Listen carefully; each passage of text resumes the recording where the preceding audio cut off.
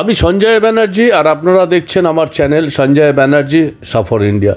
সবাইকে আজকের আমার এই নতুন পর্বে স্বাগত।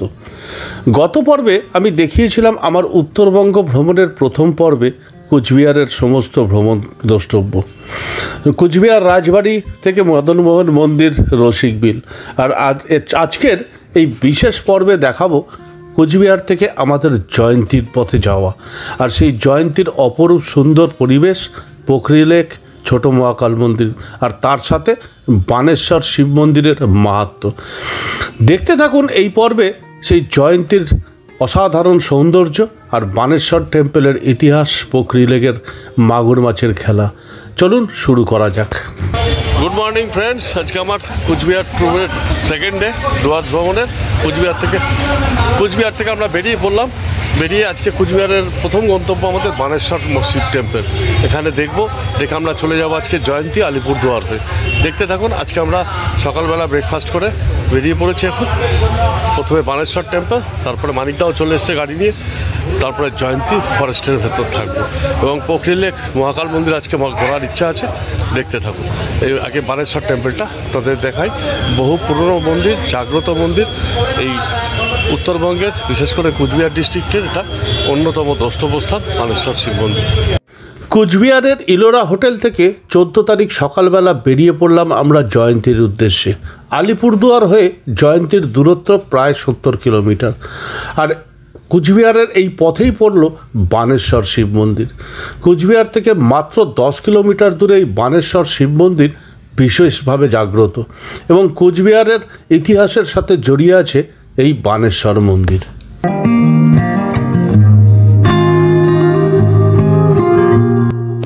পৌরাণিক মতে শিবের একনিষ্ঠ ভক্ত রাজা বানাসুর তাকে পৃথিবীতে নেমে আসতে রাজি করিয়েছিলেন। শিব যখন রাজা বানাসুরকে অনুসরণ করছিলেন, তখন রাজা বানাসুর হঠাৎ বানেশ্বরে থামেন, যা ছিল চুক্তিভঙ্গ। শিব তাৎক্ষণিকভাবে অন্তর্ধান করেন এবং পরে বাঙ্গতী নদীর তীরে একটি শিবলিঙ্গ স্থাপন করেন। অনেকে বিশ্বাস করেন যে স্থানটির নামকরণ করা হয়েছিল রাজার নামে, তবে কিংবদন্তি মন্দিরে তার কোনো উল্লেখ নেই। আবার কারো কারো মতে কোচ রাজবংশের মহারাজা নরনারায়ণ এটি প্রতিষ্ঠা করেছিলেন এবং পরবর্তীকালে কুচবিহার রাজ্যের মহারাজা প্রাণনারায়ণ এটি পুনর্নির্মাণ করেন। বর্তমান কাঠামোটি চৌকো আকৃতির গম্বুজ এবং সামান্য বাঁকা কার্নিশ সহ। এর দুটি প্রবেশপথ রয়েছে, একটি পশ্চিমে আর অন্যটি পূর্বে। মন্দিরে একটি শিবলিঙ্গ এবং গর্ভগৃহে একটি গৌরীপ্রাট রয়েছে। 1897 সালে ভূমিকম্পের সময় মন্দিরটি পূর্ব দিকে সামান্য হেলে যায়। এই মন্দিরে শিবকে বানেশ্বর রূপে পুজো করা হয়।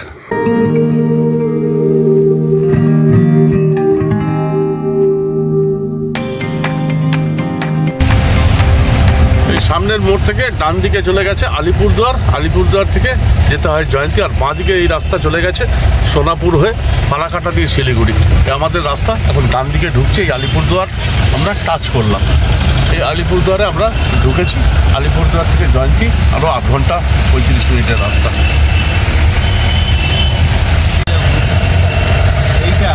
এই যে বাঁ দিকে এইটা হচ্ছে কালজানি রোড। এই নদীটাই 93-তে ভাসিয়ে দিয়েছিল আলিপুরদুয়ার। এই দিকটা ভুটান, বাঁ দিকটা। মোড়টা হচ্ছে আলিপুরদুয়ার চৌপতি মোড়। সোজা চলে গেছে নিউ আলিপুরদুয়ার স্টেশন হয়ে আর আসামের দিকে। আমরা যাব এই বাঁ দিকের রাস্তা, যেটা জয়ন্তী যাচ্ছে, মেন হাইওয়েতেও পৌঁছেছে, এখান থেকে আসাম যাওয়া যায়। আলিপুরদুয়ার জংশন স্টেশন, এই বাঁ দিকের রাস্তায় আমরা ঢুকবো। আর এটা হচ্ছে আলিপুরদুয়ার চৌপতি।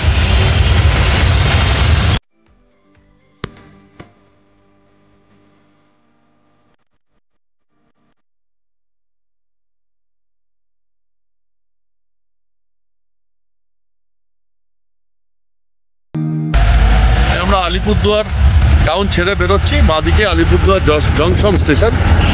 এটা এখানেই কাঞ্চনকন্যা আসে, জঙ্গলের রোড দিয়ে গিয়ে মেন লাইনে গিয়ে মিশে যাচ্ছে আসামের। সামনে এই জংশন স্টেশন ক্রস করলে আমরা ফরেস্ট ডিপার্টমেন্টের ফরেস্ট অঞ্চলটা ঢুকে যাব। এই জংশন স্টেশন।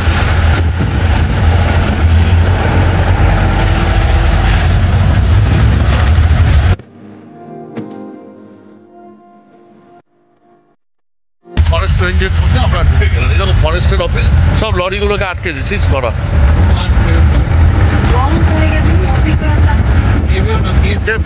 নেবেই না, পালিয়েছে। এই দেখো গাড়ি ফাড়ি সব পড়ে আছে, দেখো এখানে সব।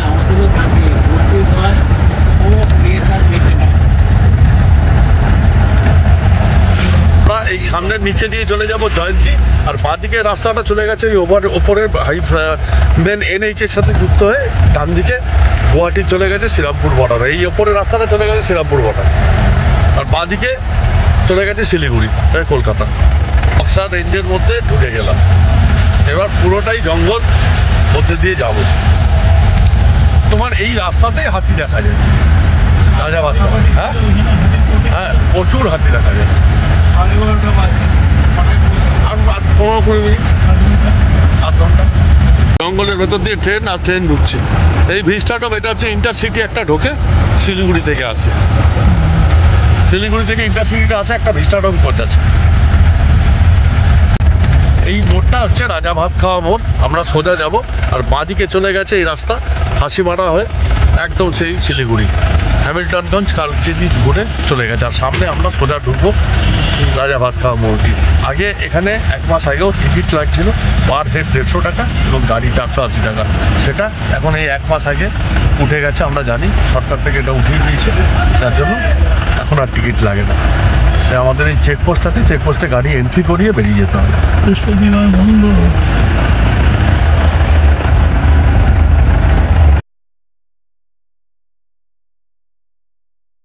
এখন দাঁড়িয়ে আছি রাজা ভাত খাওয়া মোড়। এখানে চেকপোস্ট আছে, এখন এখানে এন্ট্রি ফিসটা উঠিয়ে দিয়েছে, কিন্তু এখানে গাড়ি নাম্বার আর আধার কার্ড দিয়ে এন্ট্রিটা করে দিতে হয়। আর এই আমাদের বক্সা টাইগার রিজার্ভ জোন, এখানে মেন এন্ট্রান্স। এবার কোর অঞ্চলে ঢুকবো আমরা জয়ন্তী যাওয়ার জন্য। সামনে এখান থেকে আর 3-4 কিলোমিটার দূরে জয়ন্তী মোড়, ওখান থেকে জয়ন্তী নদীর ধারে আমাদের বুকিং আছে, আজকে থাকবো, দেখাবো পুরো জয়ন্তী। কিন্তু জঙ্গলের সব থেকে ডেঞ্জার বাইসন, হাতির থেকেও ডেঞ্জার। কুচবিহার থেকে বেরিয়ে আজকে আমাদের গন্তব্য ছিল জয়ন্তী। রাজা ভাত খাওয়ার পর জয়ন্তী অবধি পুরো রাস্তাটাই জঙ্গলে মোড়া। অসাধারণ জঙ্গলের মধ্যে দিয়ে সেই রাস্তায় আমরা এগিয়ে চললাম জয়ন্তীর দিকে। আর আমাদের বুকিং ছিল জয়ন্তী নদীর ধারে বনান্তে হোমস্টে। সামনে যে মোড়টা দেখা যাচ্ছে, এই রাস্তাটা সোজা চলে গেছে বক্সা ফোর্ট, আর ডান দিকে চলে গেছে জয়ন্তী। আমরা এখন জয়ন্তী যাব, কাল সকালে যাব বক্সা ফোর্ট। এইটার জায়গাটার নাম জয়ন্তী মোড়। এই মোড় থেকে আমরা ডান দিকে ঢুকবো, আর বাঁ দিকে চলে যাচ্ছে সোজা এই রাস্তাটা চলে গেছে বক্সা ফোর্ট। এইটা জয়ন্তী নদীর সামনে একদম আমাদের রিসোর্ট বুকিং আছে বনান্তে, সেখানে থাকবো। এই আমরা ঢুকে গেছি জয়ন্তীর দিকে। এখান থেকেই গেট আছে, পোখরি লেক, ছোটো মহাকাল মন্দির বা জঙ্গল সাফারি যারা করবেন করতে পারবেন। বক্সা জাতীয় উদ্যান পশ্চিমবঙ্গের আলিপুরদুয়ার জেলায় অবস্থিত। এর উত্তর সীমান্ত হলো ভারত ভুটান আন্তর্জাতিক সীমানা আর সিনচুলা পর্বতমালা, আর এর ওপরেই রয়েছে ভুটানের ফিফসু বন্যপ্রাণী অভয়ারণ্য। 1983 সালে দেশের 150তম টাইগার রিজার্ভ হিসেবে বক্সা টাইগার রিজার্ভ স্থাপিত হয়, আর 1986 সালে সংরক্ষিত বনাঞ্চলের 314.52 বর্গ কিলোমিটার এলাকা নিয়ে এই বক্সা অভয়ারণ্য স্থাপিত হয়। পৌঁছে হোটেলে লাগেজ রেখেই বেরিয়ে গেছি, পোখরি লেক যাচ্ছি। পোখরি লেক এই জঙ্গলের ফরেস্ট ডিপার্টমেন্টের গাড়িতে 1000 টাকা নেয়, এবং আমরা পোখরি লেক আগে ঘুরে আসবো, তারপরে যাব ছোটো মহাকাল। এখন দেখি পোখরি লেক।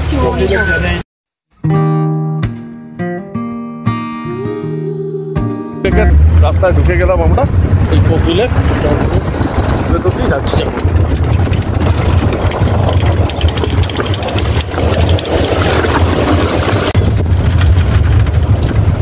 সামনে ঘন জঙ্গল, ওই পোখরি লেকের রাস্তায় ঢুকে গেছি আমরা, একদম সামনে ঘন জঙ্গল।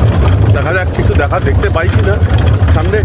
এই পোখরি লেক যেতে গেলে কিন্তু একটা জায়গায় নেবে জঙ্গলের মধ্যে 1 কিলোমিটার কিন্তু ট্রেক করে উঠতে হয়, একটা লাঠি থাকে, গাইড আছে সঙ্গে। জয়ন্তী পৌঁছেই আমরা বনান্তে হোমস্টেতে লাগেজ রেখে ছুটলাম আমাদের প্রথম দ্রষ্টব্য স্থান পোখরি লেকের দিকে। এই প্রসঙ্গে বলে রাখি, এখন এই জঙ্গলে ঢোকার জন্য টিকিট আর লাগে না, শুধু গাড়ি ভাড়া আর গাইড চার্জ। পোখরি লেকের ভাড়া আমাদের পড়েছিল 1000 টাকা পার গাড়ি, পোখরি লেকের জন্য বেরিয়ে এসেছি। এইখান থেকে হাঁটতে হবে এই রাস্তাটা দিয়ে প্রায় 1-1.5 কিলোমিটার রাস্তা। আমাদের সাথে গাইড আছে, এই গাড়ি আছে, সমস্ত কিছুই আছে। এখান থেকে আমরা গাইড সাথে নিয়ে যাব পোখরি লেক হাঁটতে হাঁটতে। দেখাতে থাকবো ঘন জঙ্গল, যা রাস্তায় এলাম সে ছবি তুলতেই পারছিলাম না, হাত কাঁপছে। বিভৎস অবস্থা রাস্তার, জঙ্গলের ভেতরের রাস্তা। দেখা যাক কি দেখতে পাই। দাদা আপনার নাম কি বলুন? আপাল নাইডু। আচ্ছা, এখানে 100 লোক এখানে কিছু এখানে হাতি ফাতি আসে এই জায়গায়? উপরে যায়? কতটা হাঁটতে এখান থেকে কতটা হাঁটতে হবে? Up down 1.5 kilometre. Up down 1.5 kilometre. 11 feet উচ্চতায়। আচ্ছা আচ্ছা, এই পুরো জঙ্গল জয়ন্তীর কত কিলোমিটার বলছিলেন? Square kilometre? হ্যাঁ, 761। এটা তো পুরোটাই সেই মানসের সাথে গিয়ে টাচ হয়েছে। মানসের সঙ্গে এক জায়গায় জড়িয়ে আছে, কিন্তু এটা বিটি আর একটা পার্ট। আচ্ছা, তার মানে জয়ন্তী হচ্ছে একটা রেঞ্জ। চলে গেল, ও আসবে আবার। ও আবার খেপ খেতে খেপ। 1 ঘন্টা থাকবো, 1 ঘন্টা ও ঘুরে আরেকবার চলে আসবে। এই আমাদের এখন 11 ফিট উঁচু রাস্তায় উঠতে হবে। এই রাস্তাটা কঠিন, যাদের হাঁটার সমস্যা আছে তাদের না যাই ভালো, নাহলে এমনি দুর্দান্ত জায়গা। ওরে বাপরে, এই রাস্তা দিয়ে পুরোটা উঠতে হবে। এখন প্রায় 1 কিলোমিটার মতো।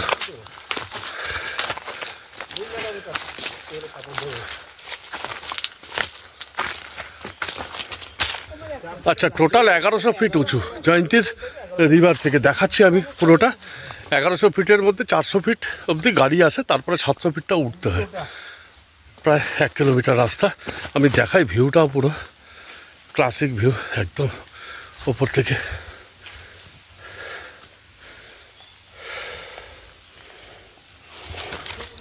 একদম ঘন জঙ্গল, তার মধ্যে দিয়ে এই ট্রেক, কিন্তু দুর্দান্ত এক্সপিরিয়েন্স।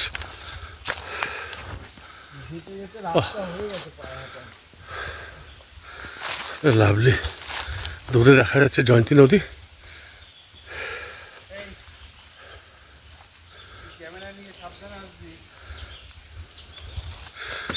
স্টিক দেয়, স্টিক দিয়েও হয়তো উঠতে পারেন।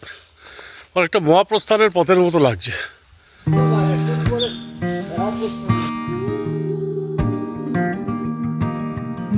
জয়ন্তী থেকে 3টে সাফারি হয়, একটা পোখরি লেক, একটা জঙ্গল সাফারি, একটা ছোট মহাকাল।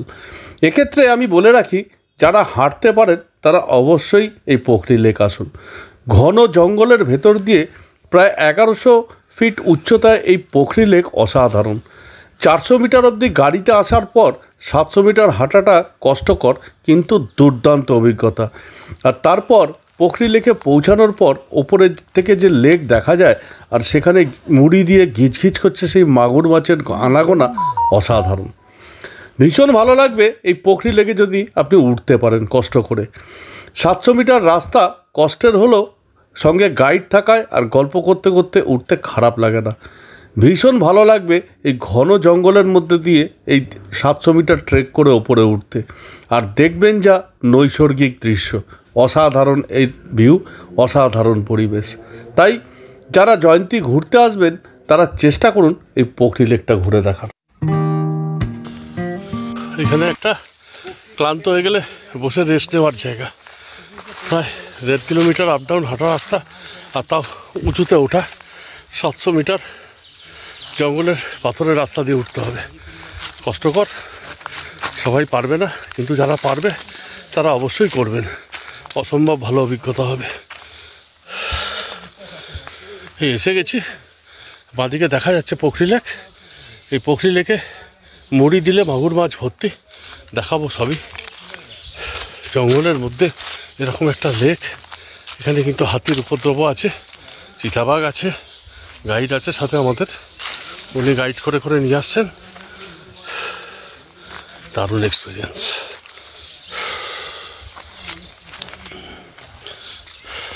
পৌঁছে গেছি পোখরি লেক। প্রায় 1 কিলোমিটার মতো হেঁটে এসে, এটাই হাঁটার থেকেও বড় কথা, জঙ্গলের পাথরের রাস্তায় 700 মিটার ওপরে উঠতে হয়। সে ওপরে উঠেই পোখরি লেকের কাছে পৌঁছে গেছি। জঙ্গলের মধ্যে এরকম একটা লেক, পাখির ডাক শোনা যাচ্ছে। আর এই জঙ্গলে কিন্তু হাতিও আছে, চিতাবাঘও আছে। খুব সাবধানেই হাঁটতে হয়, ভীষণ সুন্দর, অন্যরকম এক্সপিরিয়েন্স। যারা হাঁটতে পারেন অবশ্যই এটা মিস করবেন না। দারুণ সুন্দর জায়গা এই পোখরি লেক।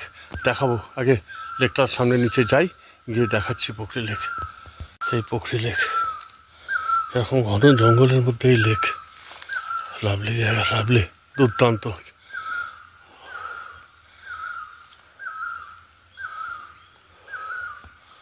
এখানে মুড়ি দেবো, মুড়ি দিলে মাগুর মাছ ঝিঝ করতে করতে চলে আসে, দেখাবো সেটা। এই পোখরি লেকের সামনে দাঁড়িয়ে আছি। এখানে একটা, এটা কিসের মূর্তি ঠাকুর? বনদেবী, হ্যাঁ, দেবী কালরাত্রির মূর্তি আছে। মাঘী পূর্ণিমা ভিড় হয়েছিল, মাঘী পূর্ণিমা।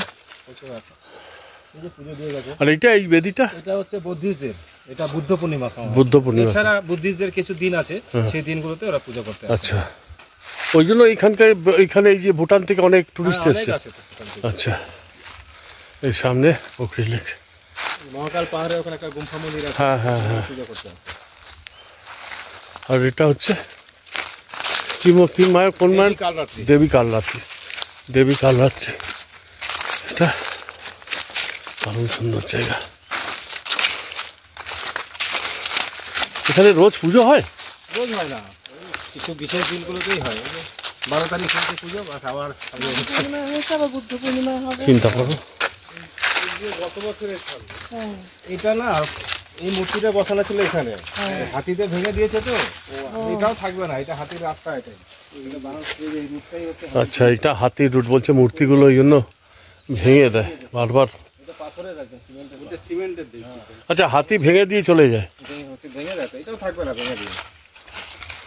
এই যে দেবী কালরাত্রি, মাটির, ওটা মনে হয় এখানে মাঘী পূর্ণিমায় পুজো হয় বিশেষ বিশেষ দিন। আর সামনে বৌদ্ধিস্টদের একটা জায়গা, এখানে বৌদ্ধিস্টদের পবিত্র জায়গা, এখানে বুদ্ধ পূর্ণিমাতে খুব বড় ছিল। এবার যাই সামনে লেকটার কাছে।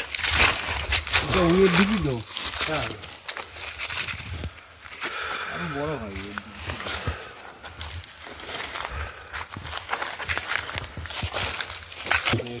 মাগুর দেখুন, এখানে মুড়ি দিচ্ছেন, মুড়ি দিলে সব মাগুর ছুটে আসছে, গিজগিজ করছে মাগুর।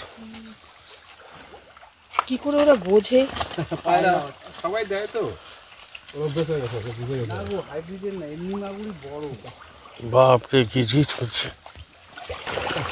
ওরে সাবাস, দেখুন কত মাগুর। আরে বাপ রে বাপ, শুধু মুড়ি খেতে এসছে, দেখো মাগুর গিজ গিজ করছে মাগুর। প্যাকেটটা ছিঁড়ে পুরো ঢেলে দাও। এটা যে তুমি হাতের সামনে যাকে দিচ্ছ সেই শুধু পাচ্ছে, পিছনের গুলো পাচ্ছে না।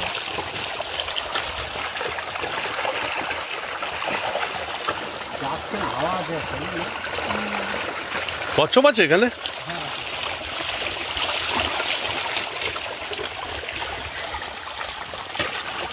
মাগুরের মারামারি মুড়ি নিয়ে, এটা একটা ভালো হেডিং হবে না? মাগুরের মারামারি মুড়ি নিয়ে।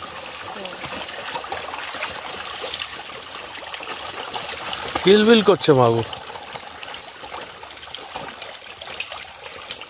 ওরে বাপ রে, কি বিরাট বিভৎস বড়।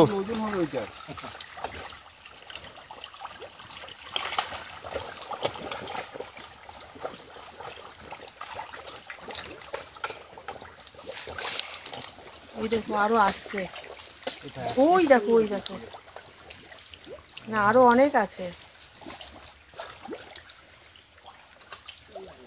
হ্যাঁ, দেবে না। পোখরি লেকে এক দুর্দান্ত অভিজ্ঞতা সঞ্চয় করে আমরা নেমে এলাম আমাদের হোমস্টে জয়ন্তীর বনান্তেতে। আর সেখানে লাঞ্চ করে সেকেন্ড হাফে বেরিয়ে পড়লাম আর এক অপূর্ব জায়গা, নদীর মধ্যে দিয়ে ছোট মহাকাল মন্দির। বাজে ঘড়িতে ঠিক 4:10, আমরা বেরোবো মহাকাল মন্দির, ছোট মহাকাল মন্দির। গাড়ি এসে দাঁড়িয়ে গেছে, যেটা অফিসিয়াল জিপ ফরেস্ট ডিপার্টমেন্টের, সেই গাড়ি জিপের দাঁড়িয়ে আছে, সেই জিপের ধরবো। এই জিপ দাঁড়িয়ে আছে, জিপে করে বেরিয়ে যাব। আর আমি দেখাই আমাদের যে হোমস্টেটা, ভোলান্তেরই পার্ট, ভোলান্তের খাওয়া দাওয়া এখানে ওদের ব্যবস্থা করে দিচ্ছে, সেটাও দেখায়। দুটো পাশাপাশি রুম, এই ঘর একদম নদীর ওপারে, এখান থেকে দেখা যাচ্ছে পুরো ভিউ, ভীষণ সুন্দর ভিউ। এই সেই জায়গা।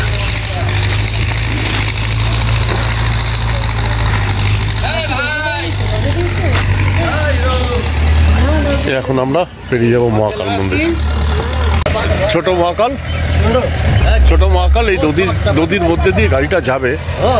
এই নদীতে জল নেই এখন, এই সামনে জয়ন্তী নদী, এই জয়ন্তী নদীর এখান দিয়ে যাবে, পাথরের উপর দিয়েই যাবে। এটা অন্যরকম একটা অভিজ্ঞতা, আগেও গেছি আমি, দেখাবো। পুরো সামনে এই নুড়ি পাথরের ওপর দিয়ে যাবে।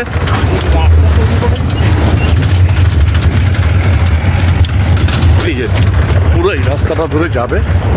আমরা নাচতে নাচতে যাচ্ছি এই ছোট মহাকাল মন্দির। দেখুন আমাদের অবস্থাটা সবার মোটামুটি অর্ধেক নাচের খেয়ে উঠে সব বেরিয়েছি, নাচতে নাচতে যাচ্ছি। এই রাস্তাটা ধরে এরকমভাবেই যেতে লাগে পুরো নদীর ওপর দেখাই।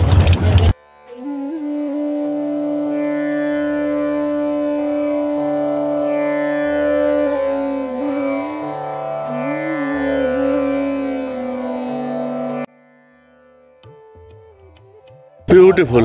এই বিকেলবেলা ছোট মহাকাল যাওয়ার সব থেকে ভালো কারণ এই কারণে, এই যে এখন সানসেটটা হচ্ছে, এটাও কিন্তু দেখবার মতো বিউটিফুল।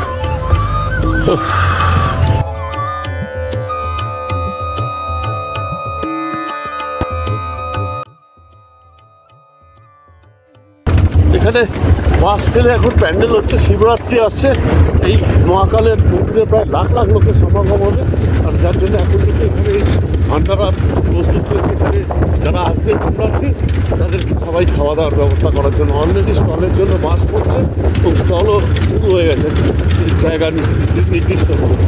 তাই আমরা পৌঁছে গেছি প্রায় ছোট মহাকাল। এসে গেছি আমরা ছোট মহাকালের কাছে। এই অবধি গাড়ি এসছে, এখান থেকে একটুখানি হেঁটে উল্টো দিকে দেখা যাচ্ছে ছোট মহাকাল। বড় মহাকাল যাওয়া সম্ভব না, অনেক হাঁটা অসম্ভব, সবার পক্ষে সম্ভব না, ইনফ্যাক্ট কঠিন কাজ। হ্যাঁ, এখান থেকে কোনখান থেকে বড় মহাকালের হাঁটা? এখান থেকে 2.5 কিলোমিটার। এখান থেকেই কষ্টের কাজ। 1 কিলোমিটার খুব কঠিন রাস্তা আছে। আমরা আপাতত ছোট মহাকালে যাই।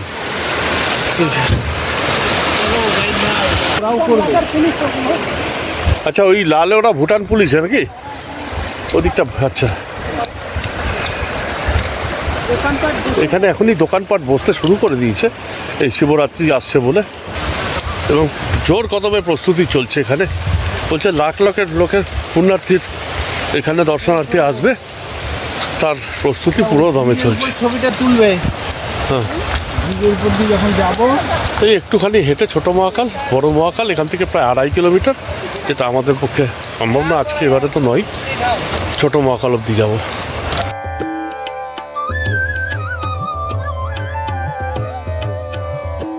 জয়ন্তীতে যারা ঘুরতে আসবেন তারা ফার্স্ট হাফে পোখরি লেক দেখে এসে লাঞ্চ করে সেকেন্ড হাফে বেরোন এই মহাকাল মন্দির দর্শনে। বড় মহাকাল যাওয়া কার্যত অসম্ভব, সবার পক্ষে সম্ভব নয়, তবে ছোট মহাকাল মিস করবেন না। অসাধারণ এই ছোট মহাকাল মন্দির বিকেলবেলার এই পড়ন্ত সূর্যের বেলায় দুর্দান্ত। তাই চেষ্টা করুন সেকেন্ড হাফে এই ছোট মহাকাল দর্শন করতে, দুর্দান্ত লাগবে। এই বাঁশটা এই সাঁকোটা পেরিয়ে যেতে হবে ছোট মহাকাল। চলুন যাই।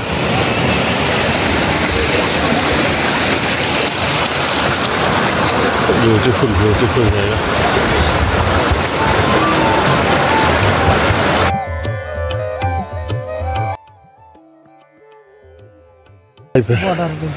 মানে এই ছোট মহাকাল ভুটান আর ইন্ডিয়ার একদম বর্ডার। আর বড় মহাকালটা পুরোটাই ভুটানে।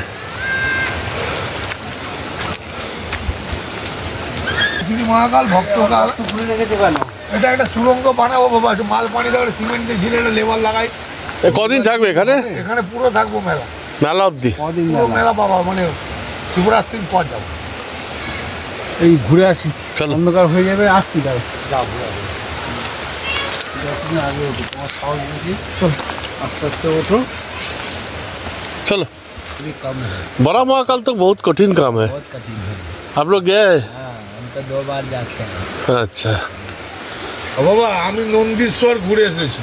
সেটা কোনখানে? কাক, ভূষণ্ডী, ফুলকি ঘাটি, নন্দীশ্বর, হ্যাঁ, ত্রিজোকি নারায়ণ, গুত্তু, পাওয়ালি, বাপরে। ভোলা নারায়ণ, বংশী নারায়ণ।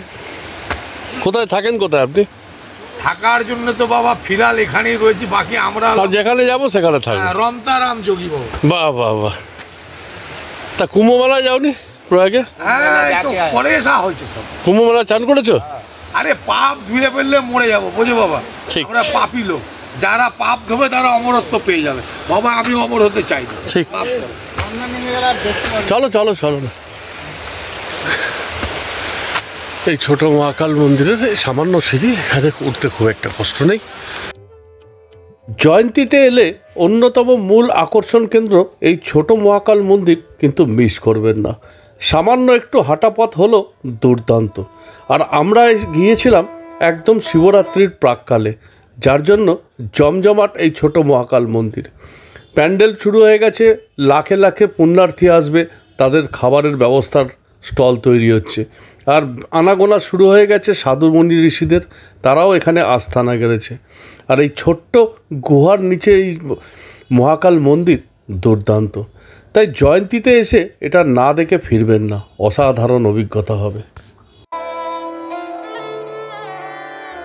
ছোট গুহার মধ্যে এইখানে ছোট মহাকাল বলে, আর বড় মহাকাল এখান থেকে 2.5 কিলোমিটার ট্রেক করতে লাগে, এবং অসম্ভব কঠিন রাস্তা, সেটা সবার পক্ষে সম্ভব না।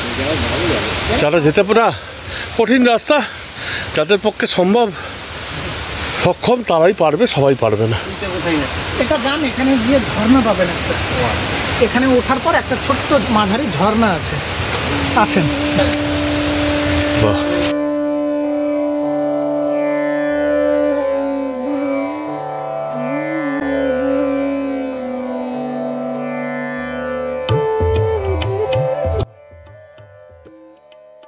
মহাকাল মন্দির ক্রস করে একটুখানি গেলে একটা ছোট্ট ঝর্ণা আওয়াজও আছে।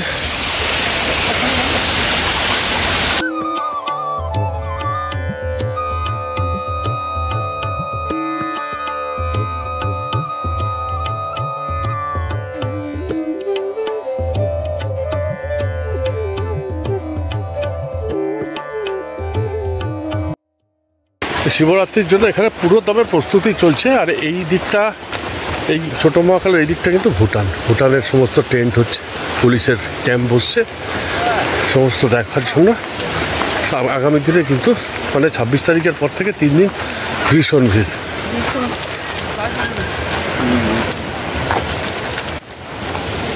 ছোট মহাকাল থেকে আমরা নেমেছি, নেমে এই ঝর্ণা নদীটার ধারে একদম ব্রিজের সামনে তো চা খাবো, খেয়ে তারপরে আমরা ফিরবো। আজকের মতো আমাদের লাল চা খাবে তো, লাল চা তো চা খেয়ে আমরা ফিরবো জয়ন্তী আমাদের হোমস্টেতে। তারপরে রাত্রিবেলা দেখাবো সেখানকার পরিবেশ কেমন সুন্দর। কোচবিহারের এই দ্বিতীয় দিনের ভ্রমণ আমাদের কাছে স্মরণীয় হয়ে থাকবে। সকালবেলা হোটেল থেকে ব্রেকফাস্ট করে বেরিয়ে প্রথমে বানেশ্বর মন্দির, তারপরে জয়ন্তী পৌঁছে হোটেলে লাগেজ রেখেই ছুটে যাওয়া পোখরি লেক, আর তারপরে সেকেন্ড হাফে পরন্ত সূর্যাস্তে দেখা সেই ছোট মহাকাল মন্দির। আজকের আমাদের এই পুরো অভিজ্ঞতা শেয়ার করলাম আপনাদের সামনে। যদি ভালো লাগে অবশ্যই লাইক, শেয়ার আর কমেন্ট করুন, আর হ্যাঁ, চ্যানেলটা সাবস্ক্রাইব করুন। দেখা হচ্ছে আগামী পর্বে আর এক অসাধারণ অভিজ্ঞতা, বক্সা ফোর্ট আর সেখান থেকে ট্রেক করে ওঠা লেপচাকা গাঁও যাওয়া। ভালো থাকবেন, গুড নাইট।